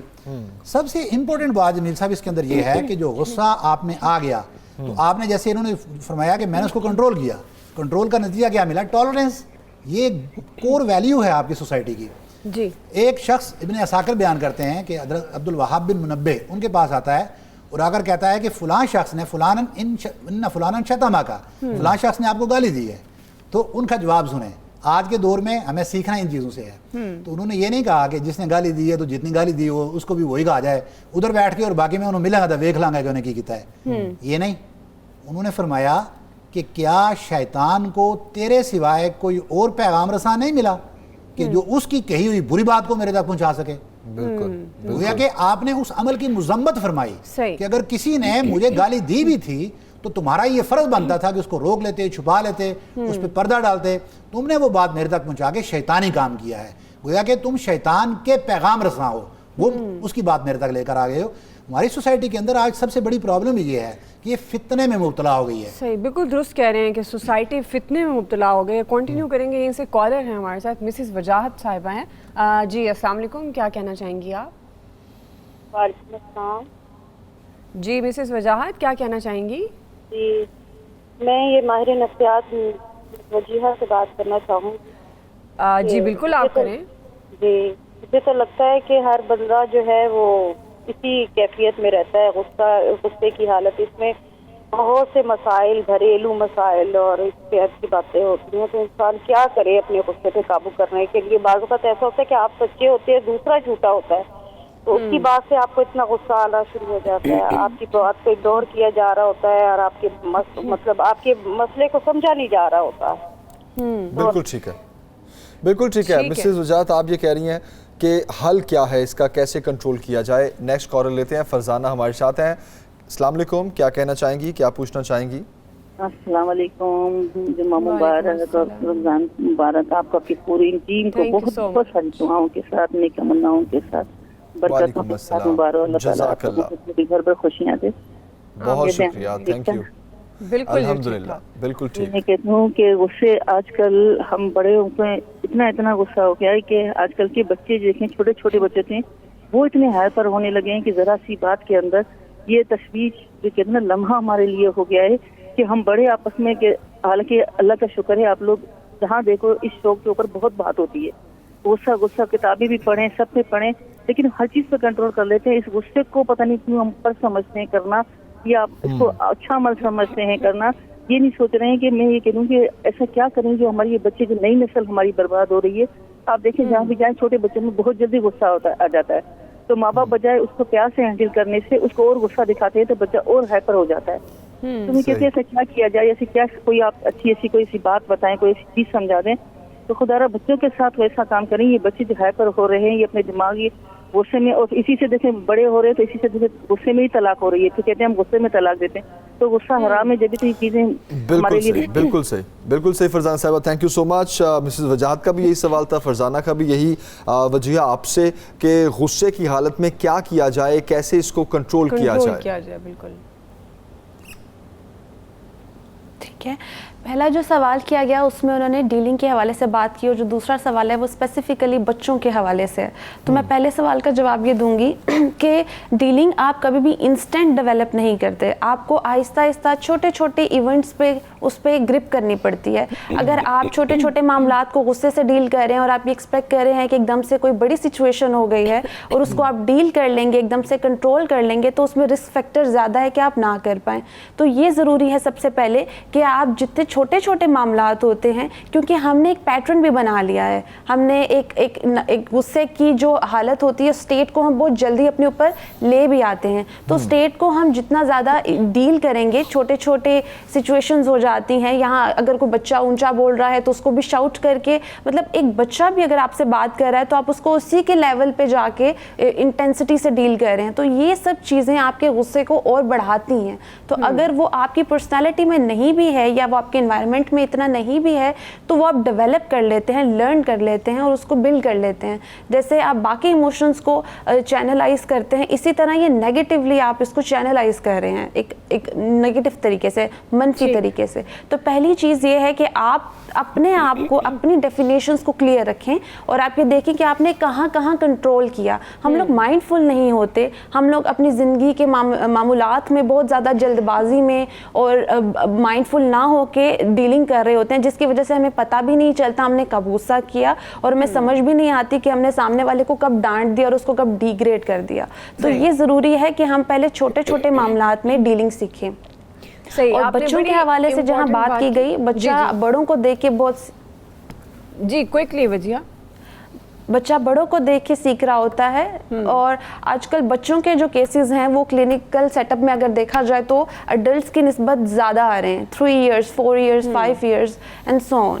تو اس میں ضروری ہے کہ آپ بچوں کی ڈیلنگ کو دیکھیں. اسپیسیفکلی اسکرین ٹائم بہت زیادہ ہو گیا بچوں کا. اسکرین ٹائم میں ٹیبلٹ، آپ جو ڈیلنگ کی بات کر رہے ہیں obviously ہم اس کی طرف بھی جانا چاہیں گے کہ how to deal with it. Actually ہم بات بھی یہی کر رہے ہیں کہ ایک تو غصے کو ڈیل کرنا ہے، دوسرا پھر اس میں جس طرح آپ نے کہا کہ ہم نے ایک دوسرے کو انسانوں کو کیسے ڈیل کرنا ہے، تو وہ بھی بڑا امپورٹنٹ ہے نا. بریک لیتے ہیں، ایک بریک کے بعد آئیں گے تو مکرم کی طرف چلیں گے اور ان سے جانیں گے کہ اشتعال دلوانا، جیسا وہ بتا رہے ہیں کہ بہت سی ایگزامپلز ہمارے سامنے ہیں، غصہ کنٹرول نہیں ہوتا، لیکن اشتعال دلوانا، کسی کو غصہ دلوانا، یہ کتنے کیسز آتے ہیں ہماری سوسائٹی میں اور کیوں آتے ہیں ہمارے معاشرے میں، کیوں اس طرح کی چیزیں پریویل کر رہی ہیں، پروان چڑھ رہی ہیں. بریک کے بعد واپس آتے ہیں.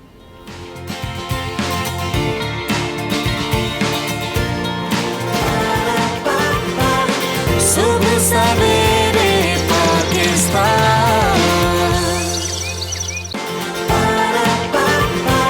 صبح سویرے پاکستان.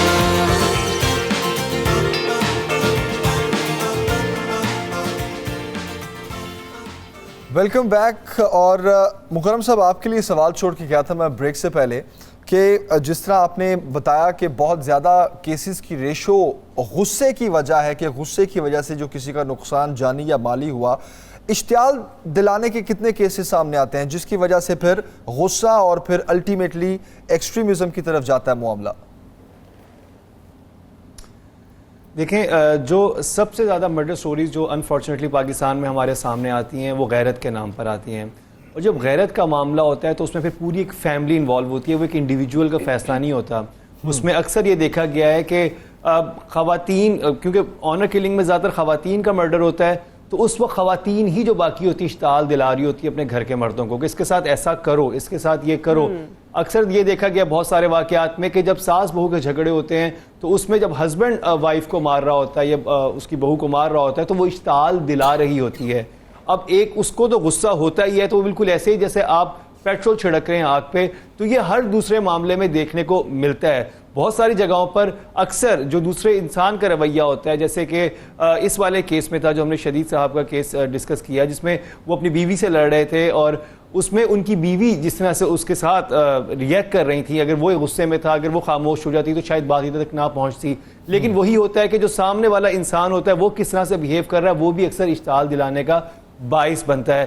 تو نارملی ہمارے ہاں دیکھا گیا ہے کہ جب کسی کو غصہ آ رہا ہو تو باقی لوگ اس کو زیادہ ہوا دینے کی کوشش کرتے ہیں، زیادہ اس کو ابھارنے کی کوشش کرتے ہیں، نہ کہ اس کو سمجھداری سے سلجھایا جائے یا اس انسان کو کام ڈاؤن کیا جائے جو سب جنونی کیفیت میں آ گئی یا غصے میں بہت زیادہ ہائپر ہو چکا ہے۔ تو یہ اکثر ہمیں دیکھنے میں آتا ہے، اور جب بھی ہمارے ایسے معاملات ہوتے ہیں، یہ اسپیشلی مرڈر کے معاملات ہوتے ہیں، تو اس میں غصہ ایک بہت کی رول پلے کرتا ہے۔ صحیح، یعنی ارد گرد کے لوگ بھی بڑا انوالو ہوتے ہیں، وہ چاہیں تو معاملے کو، اور خاص طور پر جب دو لوگ غصہ کر رہے ہوں، ایک غصہ کرو ایک جس پر ہو رہا ہو، اور اس کا آپ کو یاد ہوگا جو سیالکوٹ میں دو سیالکوٹ میں دو بھائیوں والا جو واقعہ ہوا تھا، وہ ایک چھوٹا سا معاملہ تھا لیکن اتنا اگریشن، اتنا غصہ لوگوں میں آیا، وہ کیا تھا، وہ سب نے مل کر کلیکٹیولی سب لوگ ملے، اور پھر اسی طرح بہت سارے جہاں لنچنگ کے واقعات ہوئے، جہاں پر لوگوں کے گھر جلائے گئے، مل کے ایک موب کی شکل میں اختیار کیا گیا۔ تو وہ جو نارملی آپ کی فرسٹریشن ہوتی ہے جو کسی اور معاملے میں ہوتی ہے، تو اس کو بھی جیسے یہ وجیہ صاحبہ کہتے ہیں کہ چینلائز کرنا ہوتا ہے۔ آپ سمجھتے ہیں حکومتی پالیسی جو ہیں، خاص طور پر جب مہنگائی بہت زیادہ ہو جاتی ہے اور پھر کہیں کا غصہ پھر کہیں اتر ہوتا ہے، کیا یہ بھی انوالو ہوتا ہے ایک انڈیویجول پر؟ بالکل، دیکھیں بات یہ ہے کہ بحیثیت قوم ہم لوگ اس وقت سروائیول کی جنگ ہی لڑ رہے ہیں، ہم وہ تو ہوا ہی نہیں کہ ہم اپنی نیشن کو سیوک سینس دے سکیں، ان کو بحیثیت قوم ہم بہتر کر سکیں۔ ابھی تو ہمیں یہ کہ ہمیں زندہ رہنے کے مسئلے چل رہے ہیں، تو اس میں ظاہری بات ہے بہت فرسٹریشن ہوتی ہے۔ اور پھر دوسری بات یہ کہ جب آپ اپنے سے بہتر لوگوں کو، اب میڈیا تو ہے، میڈیا تو ہر طرح کے افراد کو آپ کو سامنے اسکرین پر دکھا رہا ہے، بڑے بڑے ڈراموں میں بہت ساری اچھی چیزیں بھی نظر آ رہی ہوتی ہیں، ایک سرٹن لائف سٹائل بھی دکھایا جا رہا ہوتا ہے۔ اب ایک انسان جو غریب ہے، جو اس طرح سے نہیں کما پاتا، یا وہ لوور مڈل کلاس سے اس کا تعلق ہے، تو وہ جب اس کے گھر میں فیملیز بھی جب یہ چیزیں دیکھتی ہیں تو اس کے بعد جو ہے اس کے اوپر ایک امپیکٹ ضرور ہوتا ہے کہ وہ غصے کا شکار ہوتا ہے، اس کو فرسٹریشن ہوتی ہے کہ میرے پاس یہ کیوں نہیں ہے، اس طرح کی چیز نہیں ہے۔ اور جب کوئی اس طرح کا معاملہ آتا ہے، جب ایک اب جیسے سیالکوٹ والے معاملے میں کوئی بھی ان بچوں کو نہیں جانتا تھا جو دو بھائی تھے، اب جتنے مارنے والے لوگ تھے وہ تو وہاں پر کہا کسی کو مار رہے پکڑ کے ہم بھی مارنا شروع ہو جاتے ہیں۔ تو وہ یہی ہوتا ہے کہ وہ اپنا جو غصہ ہوتا ہے اس کو نکالنے کے لیے انہیں کوئی وکٹم چاہیے ہوتا ہے، اور جہاں ان کو ملتا ہے وہ اس کے ساتھ یہ کر دیتے ہیں۔ ہمارے ملک میں بھی ہوتا ہے، انڈیا میں تو بے تحاشا ہوتا ہے، وہاں پہ تو مذہب کے نام پر بھی اس طرح سی جنونیت کا مظاہرہ کیا جاتا ہے کہ سر عام لنچنگ کی جاتی ہے، لوگوں کو مار دیا جاتا ہے۔ بالکل صحیح، آپ بالکل ٹھیک کہہ رہے ہیں، اور لمحہ فکریہ بھی یہی ہے کہ بغیر جانے ہم کسی کی لڑائی میں کود جاتے ہیں، اور پھر زیادتی ظلم تو جہاں بھی ہو رہا ہو، تو ہمارا تو اسلام بھی کہتا ہے بے شک ایک گنہگار کو ہی سزا کیوں نہ مل رہی ہو، لیکن پھر بھی اس کو پبلکلی ایکسپلائٹ کرنا بہت غلط ہے۔ اگر کہیں بھی آپ لڑائی جھگڑا دیکھیں اس کو پہلے روکیں، پھر اس پہ تفتیش اور پھر سزا تجویز ہو، نہ کہ انسان خود ہی ایک دوسرے کا احتساب کرنا شروع کر دے۔ مشال والا کیس ہوا تھا، اس میں نہیں پتا تھا، بعد میں پتا چلا وہ کسی اور کی فیس بک آئی ڈی ساری چیزیں ہو رہی تھیں، لیکن وہ ایک اس کی جان لے لی گئی، اور وہ سب پڑھے لکھے تھے۔ آپ جیسے دعا جو بات کر رہی تھیں کہ ایجوکیشن کا کتنا مسئلہ اس میں ہے چیز، لیکن آپ دیکھیں وہ تو یونیورسٹی تھی، وہاں تو سب پڑھے لکھے تھے، اور انہوں نے یہ نہیں سوچا کہ ہمارا کلاس فیلو کیا، اس کے بارے میں بات سنی، لوگوں نے اس پہ یقین کیا، اور سب نے جسے کہتے ہیں نا بہتی گنگا میں ہاتھ دھویا۔ مطلب کسی کو مارنا پیٹنا ہو غصے میں تو وہ تو ایسے سمجھتے ہیں کہ جیسے بڑا سواب کا کام ہے، بس مارو۔ بالکل یہ بحیثیت قوم انفارچونیٹلی ہمارے ساتھ یہ معاملہ ہو چکا ہے۔ بالکل ٹرو، آپ بالکل صحیح کہہ رہے ہیں۔ ہمارے ساتھ ایک مہمان ہے اظہر صاحب ہیں, ان کا بھی معاملہ کچھ ایسا ہی ہے. ان کو آج ہم نے مدعو کیا کہ ہمارے ساتھ شیئر کریں یہ اپنا ایکسپیرینس. بالکل بزنس تھا ان کا, لیکن بزنس بالکل ختم ہو گیا, تباہ ہو گیا, لڑائی جھگڑا ہوا, وجہ کیا تھی, اب کیا کرتے ہیں, انہی سے جانتے ہیں. السلام. وعلیکم السلام اظہر صاحب. ہمارا جی والد صاحب کی طرف سے بڑا اچھا کاروبار ملا تھا, 7-8 دکانیں تھیں اور میرا بھائی تھا اور میں دو کرتے تھے کاروبار. 2 بھائی ہیں؟ جی جی 2 بھائی کرتے. تو وہ کاروبار بڑا اچھا خاصا چلتا رہا, لیکن آہستہ آہستہ اس کاروبار کے ختم ہونے کی سب سے بڑی ریزن جو تھی وہ غصہ تھا. اچھا. اس کی وجہ یہ تھی کہ ہمارے پاس جتنے لوگ بھی آتے تھے شاپ پہ جن کے ساتھ ہماری ڈیلنگ ہوتی تھی, بھائی جو میرا تھا وہ زیادہ تر ہوتا تھا ادھر ہی, تو اس نے چھوٹی چھوٹی بات پہ غصہ کرنا, اس کی روٹین بن گئی تھی. جس بات پہ نہیں بھی ہو سکنا, کسی کے ساتھ آرام سے بات کرنی ہے تو اس لہجے سے بات کرتا تھا کہ اگلا یہ سمجھتا تھا کہ میرے سے غصہ کر رہا ہے.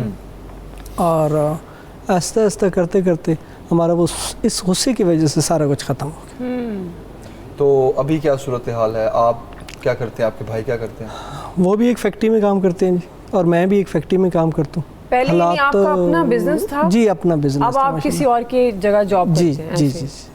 تو آپ کو کیا لگا کہ آپ کا بھائی کیوں غصے میں آ جاتا تھا؟ کیا ایسی چھوٹی چھوٹی باتیں ہوتی تھی؟ کیونکہ اس کے پیچھے کچھ نہ کچھ محرکات تو ہوتے ہیں. جی بالکل, اس کے محرکات ضرور تھے. اس کی وجہ یہ تھا کہ ہماری جو اس وقت انکم تھی نا, اخراجات اس سے کئی گنا زیادہ تھے.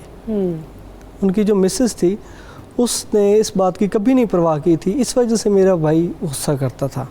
اور وہ چڑچڑا ہو گیا تھا. اور یہ سب سے بڑی ریزن ہوتی ہے کہ گھر میں اگر آپ کی انکم کم ہے اور اخراجات زیادہ ہیں تو گھر میں لڑائی جھگڑا عام روٹین بن جاتی ہے, اور وہ بچوں پہ بڑا بیڈ امپریشن پڑتا ہے. آپ یہ کہہ رہے ہیں کہ گھر کا جو لڑائی جھگڑا تھا اس نے غصے کی شکل اختیار کی, اور وہ غصہ نکلا آپ کے اپنے کاروبار پہ, بالکل, اور الٹیمیٹلی کاروبار تباہ ہو گیا. تو سمجھایا نہیں کسی نے بٹھا کے آپ دونوں آپس میں بیٹھ جاتے, صلح صفائی سے کام لیتے, یا کوئی بڑا آپ کو سمجھاتا, اس طرح کا بھی کسی نے کئی دفعہ ہوا جی, کئی دفعہ کردار کیا میرے چاچو نے, سب نے, میں نے بھائی کو سمجھایا, لیکن 1-2 دن روٹین ہوتی تھی, تیسرے دن وہی روٹین آ جاتی تھی. صحیح صحیح.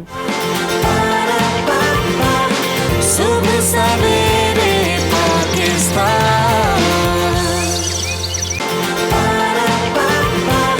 صبح سویرے پاکستان. بات کر رہے ہیں کہ گھر کی جو یہ لڑائی یا غصہ ہوتا ہے, آپ اپنے گھر کا جو معاشی سسٹم ہے اس کو تباہ کر دیتے ہیں. اور دین اسلام شاید اسی لیے کہتا ہے کہ غصہ مت کرو.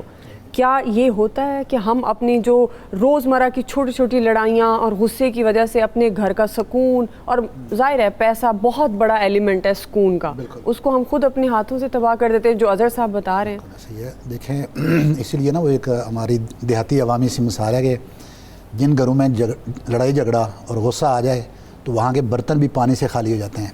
یعنی اور تو مال وغیرہ یہ دور کی بات ہے, برتنوں میں پانی بھی نہیں ٹھہرتا ہے. جسٹ ایک سوسائٹی میں یہ بات مشہور کی ہوئی ہے. حقیقت یہ ہے کہ جو گھروں کی لڑائی ہو, دفتروں کی لڑائی ہو, جہاں پر بھی غصہ ہو رہا ہو, اگر بنیادی فلسفہ اس کا آپ دیکھیں تو وہ اسلام کی تعلیمات سے دوری اور ان کے جو اثر ہے اس امپیکٹ کو پراپر اپنی شخصیت کے اوپر لاگو نہ کرنا. یہ بنیادی وجہ ہے. اب جیسے آپ نے ایک مثال دی کہ گھروں میں انہوں نے بھی کہا فائنانس جب بندے کی کمزور ہو اور اس کے مسائل زیادہ ہو جائیں تو ایسی صورت میں ظاہری بات ہے وہ پورا نہیں, گھر میں لڑائی ہوگی. اللہ رب العزت نے اسی لیے ہمیں توکل کا راستہ سکھا دیا. بالکل صحیح. کہ آپ نے اپنی جائز محنت کے ساتھ جو کچھ پاسبل ہوگا اس کے اگینسٹ اگر وہ آ جائے تو اب اس کے اوپر اللہ کے اوپر توکل کرو کہ میرے لیے یہ کافی ہے. جب آپ رب کی ذات پر اپنا یقین پختہ کر لیں گے تو وہ تھوڑا بھی آپ کے لیے زیادہ ہوگا, رب اس کے اندر برکت ڈال دے گا. جب ہم چلیں گے حرام خوری کی طرف اور ان مسائل کو ہر جائز اور ناجائز طریقے سے ہم نے پورا کرنے کی کوشش کی, اس وقت اللہ رب العزت اس بندے سے اپنی برکت کا دست اٹھا لیتے ہیں. وجہ اس کی یہ ہوتی ہے کہ آپ کا رزق کس کے پاس ہے؟ رازق اللہ ہے. بچہ جب 4 مہینے کا ہوتا ہے ماں کے پیٹ میں تب سے اس کا رزق لکھ دیا جاتا ہے.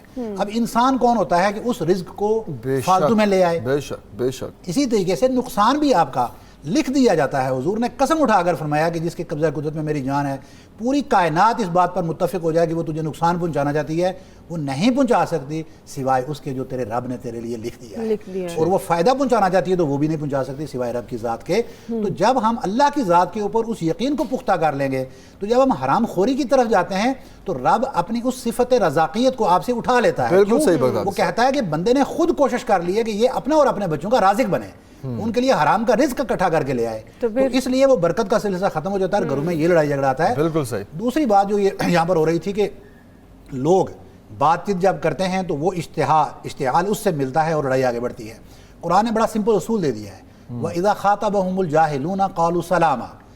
آپ جب کسی ایسے شخص سے مخاطب ہوتے ہو, جاہل کا مطلب یہ نہیں ہوتا ہے کہ جو کچھ بھی نہ جانتا ہو, پی ایچ ڈی پڑھا ہوا ہوگا, دنیا کے سارے معاملات اس کے آتے ہوں گے.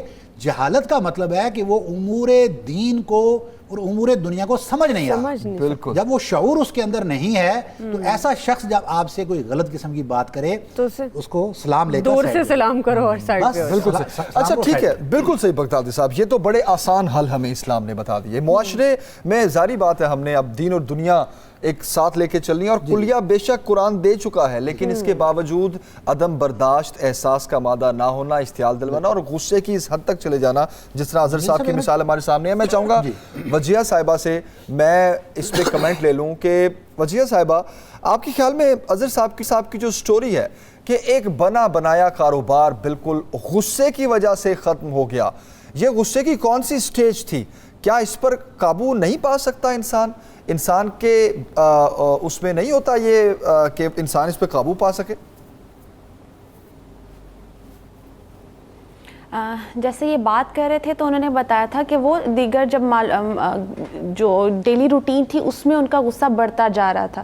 یہ وہ سٹیج ہوتی ہے جہاں پہ آپ کنٹرول کر سکتے ہیں. جیسے میں نے پہلے بھی بات کی کہ آپ ایکسٹریم سچویشن میں ڈیل نہیں کر سکتے جب تک کہ آپ نے اپنے برین کو چینلائز کرنا, ڈیل کرنا سکھایا نہ ہو. اب وہ ڈیلی روٹین میں وہ چیز بڑھتی گئی جس کی وجہ سے وہ اینڈ ایکسٹریمسٹ کے طور پہ نکلی. تو یہ چیز اگر سٹیج 1 جب سٹیج بالکل سٹارٹ میں تھی روک لی جاتی تو وہ ایکسٹریم سچویشن میں جاتی ہی نہیں بات, اور اگر جاتی بھی تو وہ ڈیلنگ تک پہنچ جاتی, وہ خود ہی اس چیز کو ڈیل کر لیتے, کیونکہ انسان اشرف المخلوقات ہے, اس کے پاس اتنی طاقت ہے کہ وہ اپنے ایموشنز کو ڈیل کر سکے. لیکن یہ چیز اچھا جہاں بات کر رہی ہے ڈیلنگ کی بات ہو رہی ہے, وہاں ایک چیز بہت امپورٹنٹ ہے جو جسٹیفیکیشن ہم دیتے ہیں, جو ہم سیلف ٹاک سیلف کمیونیکیشن کرتے ہیں, وہ بہت میٹر کرتی ہے. ہماری تھنکنگ اس پورے پروسیس میں انوالو ہوتی ہے. ہم تھرو آؤٹ پورے دن میں سب سے زیادہ جو کمیونیکیشن کرتے ہیں وہ اپنے آپ کے ساتھ کرتے ہیں, اور جب اگلا پرسن کوئی بات کرتا ہے تو وہ پرسن 1% یا 2% ہوگی جو نیگیٹو ہوگی, ہم سیلف کمیونیکیشن کے تھرو اس کو اور زیادہ نیگیٹو کر دیتے ہیں. تو جو انر ٹاک ہے اس کو بہت ضروری ہے کہ اس کو ٹھیک کیا جائے. جسٹیفیکیشنز کو جو ہے تھوڑا کم کر کے ریئلسٹک بیسس پہ, کانسیکوینسز بیسس پہ ڈیلنگ سیکھی جائے. اچھا وجہ یہ بھی بتائیے گا, کیا غصے کو ہم کہہ سکتے ہیں کہ کوئی بیماری ہے یہ, یا پھر غصے کی صورت میں کون کون سی ایسی ذہنی بیماریاں ہیں جو ہو سکتی ہیں؟ غصہ بالکل بھی بیماری نہیں ہے. غصہ ایک ایموشن ہے جو میں نے جیسے پہلے بتایا کہ ڈسٹرکٹیو بھی ہوتا ہے اور کنسٹرکٹیو بھی ہوتا ہے. غصے کی بنیاد پہ لوگ بہت ترقی کر کے بہت اوپر تک گئے ہیں. بہت بڑے بڑے نامور شخصیات ہیں ہمارے معاشرے میں جن کی اگر ہم تھوڑی سی کیس ہسٹری دیکھیں تو بچپن میں کوئی نہ کوئی ایسا ابیوز یا کوئی نہ کوئی ایسی چیز پیرنٹل کنفلکٹس کی وجہ سے کچھ نہ کچھ ایسا ہوا جس کی وجہ سے ان غصے کی وجہ سے انہوں نے اپنے آپ کو ایک مقام تک اپنا نام منوایا پوری دنیا میں. تو اور غصے کی ہی بنیاد پہ ایسے کیسز ہیں جو بھی جن کا ذکر کیا جا رہا ہے. تو اس غصہ جو ہے وہ ایک بیماری نہیں ہے, بٹ ہاں غصے کو اگر کوئی بھی ایموشن اگر آپ اس کو ڈیل صحیح نہیں کرتے یا اس کو آپ کی ذہنی بیماری بن جاتی ہے تو وہ ڈیفینیٹلی بہت ساری بیماریوں میں کنورٹ ہو جاتا ہے. بالکل ایگزیکٹلی. ایگریشن کے اوپر بہت ساری چیزیں ہیں جن میں ڈپریشن میں بھی ہم چلے جاتے ہیں کیونکہ ہم انزائٹی اپنی جو انزائٹی کو بھی ڈیولپ کر لیتے ہیں کیونکہ ہم اپنے ایگریشن کو ڈیل نہیں کر پا رہے ہوتے. تو اس میں اکثر لوگوں سے قطع تعلقی بھی کر لیتے ہیں, اور بہت سارے لوگ ایسے ہیں جو اتنا زیادہ ہائپر ہو جاتے ہیں جن کی باڈی رسپانس ان کے کنٹرول سے باہر ہو جاتی ہے. پینک اٹیک کی فارم میں بھی ان کا غصہ نکلتا ہے کیونکہ ان کی باڈی جو رسپانس ہوتا ہے وہ باقاعدہ پینک اٹیک کی فارم میں ہوتا ہے. تو ایگریشن کی وجہ سے بہت ساری مینٹل ہیلتھ ایشوز شروع ہو جاتے ہیں. بالکل صحیح. مکرم, آپ کے خیال میں how can we help ourselves and our society کہ جب بھی غصہ آئے تو اس کو کنٹرول کیا جائے؟ آپ کا پوائنٹ آف ویو کیا ہے اس پہ؟ دیکھیں میں تو یہ کہوں گا کہ جب بھی غصہ آئے تو سب سے پہلے جیسے کہ ابھی مولانا صاحب نے بھی کہا تھا کہ اگر کھڑے ہیں تو بیٹھ جائیں, بیٹھیں تو لیٹ جائیں, ایک گلاس پانی پئیں. اور کہا جاتا ہے کہ ایک چپ 100 سکھ. وہ ایک موقع پہ ایک لفظ کہنا ہوتا ہے, اگر اس وقت آپ خاموش ہو جائیں نا, آپ تھوڑی سی تسلی سے بات کر لیں اور صرف یہ سوچ لیں کہ یہ جو میں بات کرنے لگا ہوں اس کے کانسیکوینسز کیا ہوں گے, کیا وہ ایک اچھی طرف لے کے جائیں گے اس جھگڑے کو یا اس کو سولوشن کی طرف لے کے جائیں گے. اس لمحے پر ہم وہ صرف اتنی سی بات سوچ لیں تو ہمارے یقین مانیے 90% جو معاملات اس طرح کے ہوتے ہیں, جو غصے سے پیدا ہونے والے معاملات ہوتے ہیں, وہ حل ہو جاتے ہیں.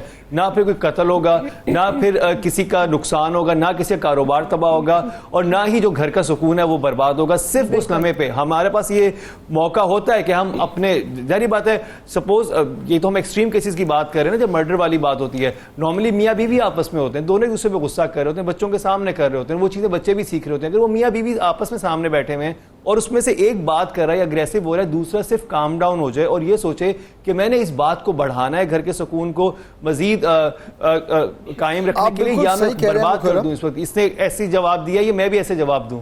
آپ بالکل صحیح کہہ رہے ہیں مکرم, لیکن بس ایک اور بھی معاملہ ہے نا ہماری سوسائٹی میں کہ ہم انا کا مسئلہ بھی بنا لیتے ہیں ان چیزوں کا, کہ اچھا اس نے کیوں میرے ساتھ ایسے بات کی, اس کی ہمت کیسے ہوئی کہ اس نے میرے ساتھ ایسے بات کی. تو یہ بھی بڑے معاملات ہیں. مکرم میں چاہوں گا کوئکلی آپ اس پہ کمنٹ کر دیں کہ جو میں پہلے آپ سے سوال کر رہا تھا کہ انا کا مسئلہ بنا لیتے ہیں ہم. اگر کوئی بدتمیزی کرتا ہے تو کہتے ہیں نہیں میں نے بدتمیزی کا جواب بدتمیزی سے ہی دینا ہے, اور اگر کوئی سمجھانے والا بیچ میں آ جائے تو ان کی آپس میں لڑائی شروع ہو جاتی ہے کہ نہیں تو مجھے کیوں کہہ رہے ہو, یہ تلقین مجھے کیوں کہہ رہے ہو. اور اگر غصے کا جواب غصے سے نہیں دیا جا رہا تو ہمارے ارد گرد ایسا بھی ایک شخص ہوتا ہے جو کہتا ہے او یار یہ کیا اس کو صحیح سے جواب دینا تھا. یہ سارے معاملات کیا ہیں؟ ہماری سوسائٹی جو ہے کہاں کن چیزوں میں لیک کر رہی ہے, کن چیزوں میں پڑ چکی ہے؟ دیکھیں اس میں ایک بہت امپورٹنٹ بات یہ تو ہے کہ ہمارے ایسے افراد بہت موجود ہوتے ہیں جو دوسروں کو لڑتے دیکھ کے بہت انجوائے کرتے ہیں, ان کو بڑا مزہ آ رہا ہوتا ہے. ایک ایون آپ کلاس یونیورسٹیز میں دیکھ لیں یا بازار میں دیکھ لیں, وہ کوشش کریں گے کہ یہ معاملہ بڑھے ہی, کم ہونے کی کوشش کم ہی لوگ کرتے ہیں. پھر دوسری بات جو آپ نے انا کی بات کی وہ بہت امپورٹنٹ ہے, بیکاز ہم لوگ اپنے پوائنٹ کو پروف کرنے میں لگ جاتے ہیں. نارملی جو ہم نے ڈومیسٹک وائلنس دیکھا ہے اس میں میاں بیوی دونوں کی طرف سے ایک پوائنٹ کو پروف کرنے کی کوشش ہو رہی ہوتی ہے, ایک دوسرے کو ہرانا ہوتا ہے, تو ہرا کے نہیں جیتا جاتا, اور اسی میں غصہ اتنا بڑھ جاتا ہے. اگر اسی میں اگر آپ کا پارٹنر جو ہے, کیونکہ زیادہ تر لڑائیاں یا غصے کے معاملات میاں بیوی میں زیادہ دیکھنے میں آتے ہیں, اگر آپ کا پارٹنر اس وقت اس بات پہ بضد ہو چکا ہے کہ یہ ہے, تو اس کی بات مان لیں. کیونکہ اگر آپ اس کو اس موقع پہ ہرائیں گے, اس کے غصے کو بڑھاوا دیں گے, 3-4 دن گھر کا سکون برباد کریں گے, اور پھر بات اس حد تک چلی جائے گی کہ جیسے قتل و غارت بھی ہو جاتی ہے. تو اس موقع پر جو ہے اس کی بات کو سمجھ لینا تھوڑے سے ٹھنڈے دماغ سے, اور اگر ایک انسان غصہ آ رہا ہے تو اس کو ریلیکس ہو کے اس کی بات کو سن لیں, تو ہو سکتا ہے معاملات بہتر ہو جائیں, اور پھر جو اتنے اس نہج تک پہنچ جائیں کہ قتل و غارت ہو جائے تو وہاں تک نہ معاملہ پہنچے. بڑی اچھی بات کہ برداشت جو ہے وہ سب سے زیادہ امپورٹنٹ ہے, وہ کوئی بھی رشتہ اور غصے کی حالت ہو. بغدادی صاحب کلوزنگ ریمارکس آپ کیا میسج دینا چاہیں گے, خاص طور پر ہماری سوسائٹی میں غصے کا جو ایلیمنٹ ہے وہ بہت زیادہ انفارچونیٹلی. جی حضور علیہ الصلوۃ والسلام نے فرمایا کہ لیس الشدید بسرعہ, کہ پہلوان وہ نہیں ہے جو میدان میں کسی پہلوان کو بچھاڑ دے, ولیکن انما الشدید الذی یملک نفسہ عند الغضب, پہلوان وہ ہے جو غصے کے وقت اپنے آپ کو کنٹرول کر لے. اور دوسری طرف فرمایا گیا کہ سب سے بڑا اجر و ثواب اس گھونٹ کے پینے میں ہے جو غصے کا گھونٹ آپ اللہ کی رضا کے لیے پی لیتے ہیں. کیا بات. تو آپ اللہ کی رضا کی خاطر لوگوں کو معاف کرنا سیکھیں. اور سب سے بڑی بات یہ ہے کہ آپ لڑائی جھگڑا جب شروع ہو جائے ٹائم سپیس دیں, کیونکہ جب ایکشن کا ری ایکشن ہوتا ہے, جیسا کوئی ایکشن کرے گا اگر ویسا ہی ری ایکشن بھی ہوا تو بوتھ سائڈ سے ایکشن کرنے والے بھی اس بات کا دھیان کریں کہ ان کا ایکشن پازیٹیو وے میں ہو, اسلام کے بتائے ہوئے اصولوں کے مطابق ہو, ری ایکشن دینے والا بھی ایسا ہی ہو. ٹائم سپیس دے دیں, بات کو فوری طور پہ جواب دینے کے بجائے تھوڑا سا گیپ دیں, انشاءاللہ اس پہ اللہ خیر کرے گا. بے شک. اور بہت شکریہ آپ کا بغدادی صاحب. مکرم کلیم وجیہہ ظفر, آپ کا بھی بہت شکریہ, thank you so much. We hope کہ آج کی ڈسکشن سے بہت کچھ ہم نے سیکھا ہوگا. آپ سے ملاقات ہوگی انشاءاللہ کل. فیڈ بیک دیجیے گا. خیال رکھیے. اللہ حافظ.